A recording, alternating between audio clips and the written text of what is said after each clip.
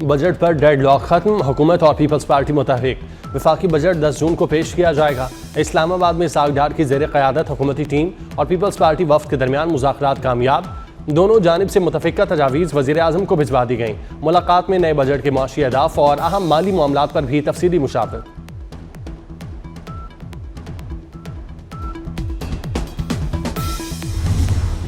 ایران کا بحیرہ عمان میں ایک امریکی بحری جہاز کو نشانہ بنانے کا دعویٰ۔ ایرانی بحریہ کے مطابق امریکی بحری جہاز نے ابلاع ہرمز کے ضوابط کی مبینہ خلاف ورزی کی۔ امریکی فوجی جہاز کو ہدف بنایا جس پر کمانڈ اینڈ کنٹرول سینٹر موجود تھا۔ امریکی جہاز ایران کے علاقائی پانیوں کی طرف بڑھ رہا تھا۔ امریکی سینٹرل کمانڈ نے ایرانی دعووں کی تردید کر دی۔ سینٹ کام نے ایکس پر اپنے بیان میں ایران کے دعوے کو جھوٹ پر مبنی قرار دیا۔ کہا امریکی فوج کے طیارے بحری جہاز بلا روک ٹوک کام کر رہے ہیں۔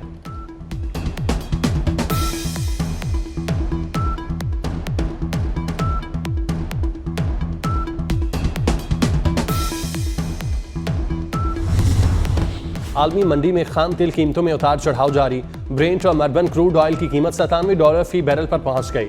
امریکی WTI خام تیل کی $95 فی بیرل پر ٹریڈ جاری۔ پاکستان اسٹاک ایکسچینج میں کاروبار کے دوران تیزی، انڈیکس 1000 سے زیادہ پوائنٹس اضافے سے 1,71,000 کی سطح عبور کر گیا۔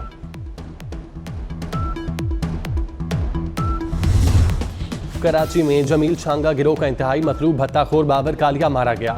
رینجرز اور SIU کی ناظم آباد اور گل بہار میں کارروائی۔ فائرنگ کے تبادلے میں 2 بھتہ خور زخمی حالت میں گرفتار۔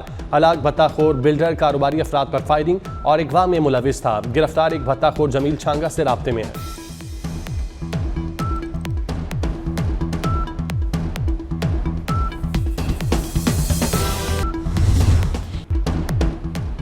ایران امریکہ جنگ، امریکی ایوان نمائندگان نے ٹرمپ کے اختیارات محدود کرنے کی قرارداد منظور کر لی۔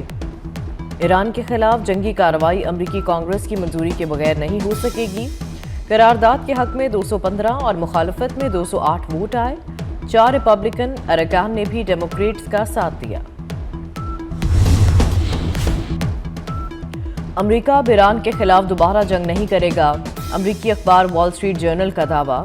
رپورٹ کے مطابق صدر ٹرمپ نے مشیروں کو بتا دیا جب تک ایران کی جانب سے امریکی فوجیوں کو نشانہ نہیں بنایا جاتا دوبارہ جنگ نہیں ہوگی۔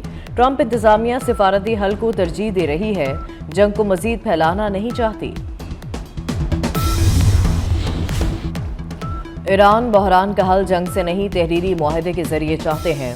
امریکی صدر ڈونلڈ ٹرمپ نے کہا ایران کے ساتھ مذاکرات دونوں میں طے پا سکتے ہیں۔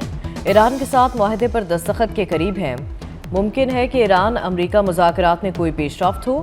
ایران کے ساتھ مذاکرات میں افزودہ یورینیم امریکہ کے حوالے کرنے پر پابندی جاری ہے۔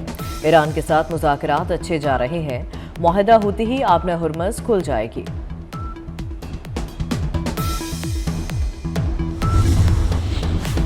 اسرائیل اور لبنان جنگ بندی پر متفق، امریکی محکمہ خارجہ کا اعلان۔ حزب اللہ کی جانب سے حملے بند کرنے کی شرط پر اسرائیل اور لبنان جنگ بندی پر متفق ہوئے۔ دونوں ممالک 22 جون کو دوبارہ ملاقات کریں گے۔ ایرانی حملے خود مختاری کی کھلی خلاف ورزی ہیں، کویت نے ایرانی حملوں کو ناقابل قبول قرار دے دیا۔ ایرانی قائم مقام سفیر حامد یعقوبی کی طلبی احتجاجی نوٹ تھما دیا۔ 2 ایرانی سفارتکاروں کو 24 گھنٹوں میں ملک چھوڑنے کا حکم۔ کویتی حکام کے مطابق ایرانی ڈرون حملوں میں ایک شخص ہلاک اور 60 سے زائد زخمی ہوئے۔ اہم تنصیبات اور سفارتی مشنز کو بھی نقصان پہنچایا۔ کویت اور بحرین پر ایرانی حملے، مشیر اماراتی صدر انور کرکاش کا خلیجی ملکوں سے مشترکہ موقف اپنانے کا مطالبہ۔ کہا سب ایران کے علاقائی عزائم کی قیمت چکا رہے ہیں۔ ایرانی جارحیت کے بعد مضبوط اور متحد خلیجی موقف ہونا چاہیے۔ خلیجی ممالک کی سلامتی ایک دوسرے سے جڑی ہوئی ہے۔ چین کا مشرقی وسطی کی صورتحال پر تشویش کا اظہار، امریکہ اور ایران سے جنگ بندی برقرار رکھنے کی اپیل کر دی۔ ترجمان چینی وزارت خارجہ نے کہا دوبارہ جنگ کسی بھی فریق کے مفاد میں نہیں، تنازعات کے حل کسی سیاسی اور سفارتی راستے اختیار کریں، تمام فریق جنگ بندی کا احترام کریں، مذاکرات کے عمل کو برقرار رکھیں۔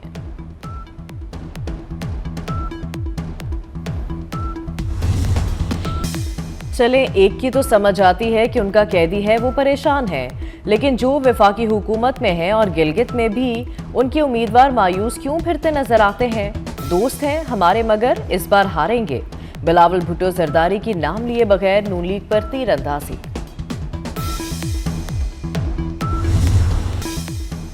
صدر آصف زرداری 18ویں ترمیم نہ لاتے تو کسی صوبے میں اورنج ٹرین ہوتی نہ میٹرو بس چلتی۔ چیئرمین پیپلز پارٹی بلاول بھٹو کا دیامر میں انتخابی جلسے سے خطاب۔ الزام لگایا کہ 2013 میں آصف زرداری کی حکومت کو سازش کے ذریعے ختم کرایا گیا۔ حکومت ختم نہ ہوتی تو بھاشا ڈیم بن چکا ہوتا۔ بلاول کا شہباز شریف سے ڈیم پر کام فوری شروع کرانے کا مطالبہ۔ کہا شہباز سپیڈ دکھائیں اور ڈیم منصوبہ مکمل کریں۔ کچھ قوتیں انتخابی نتائج پر اثر ڈالنا چاہتی ہیں۔ 7 جون کو جی بی کے عوام اپنی طاقت دکھائیں گے۔ آپ کے پاس بڑے بڑے لیڈر آئیں گے اور وعدے کریں گے۔ یہ بڑے لیڈر بند کمروں میں آپ کے حقوق کا سودا کریں گے۔ خاتون اول آصفہ بھٹو کا ہنزا میں جلسے سے خطاب۔ کہا ہم عوام کے لیے روزگار، تعلیم اور صحت کے بہترین سہولیات چاہتے ہیں۔ ہم گلگت بلتستان کے عوام کے حقوق کی جنگ لڑتے رہیں گے۔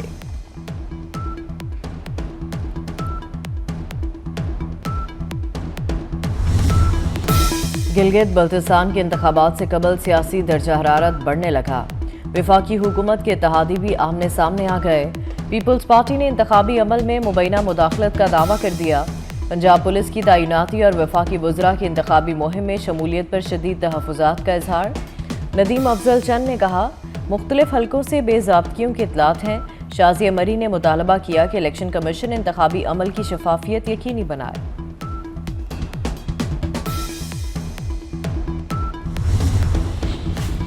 وزیراعظم شہباز شریف سے چین کے سفیر کی ملاقات، سی پیک کے دوسرے مرحلے اور باہمی تعاون پر گفتگو۔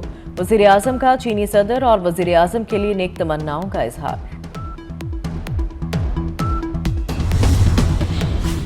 برآمدات خسارہ نہ روک سکیں، تجارتی فرق مزید وسیع ہو گیا۔ تجارتی خسارہ 35 ارب ڈالر کے قریب پہنچ گیا۔ 11 ماہ میں تجارتی خسارہ 17% سے زائد بڑھ گیا۔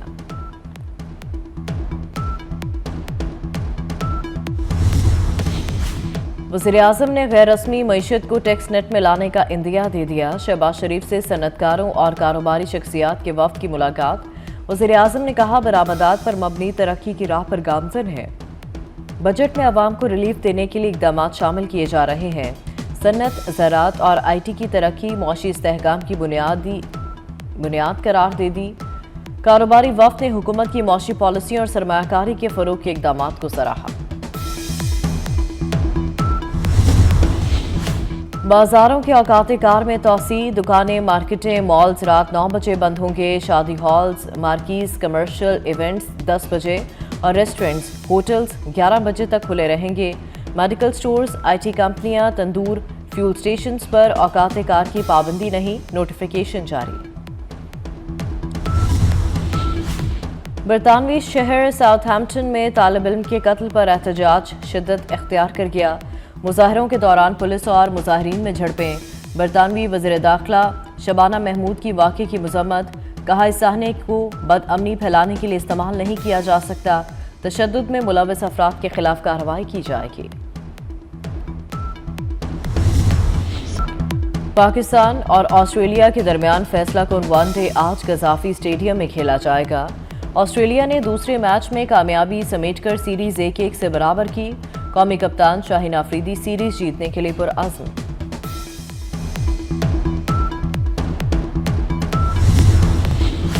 آئی سی سی نے ون ڈے رینکنگ جاری کر دی۔ آسٹریلیا کے ڈیرل مچل کی پہلی، بابر اعظم کی چھٹی پوزیشن، سلمان علیاگا 5 درجے تنزلی کے بعد 14ویں نمبر پر چلے گئے۔ بالرز رینکنگ میں ابرار احمد چوتھی پوزیشن پر آ گئے۔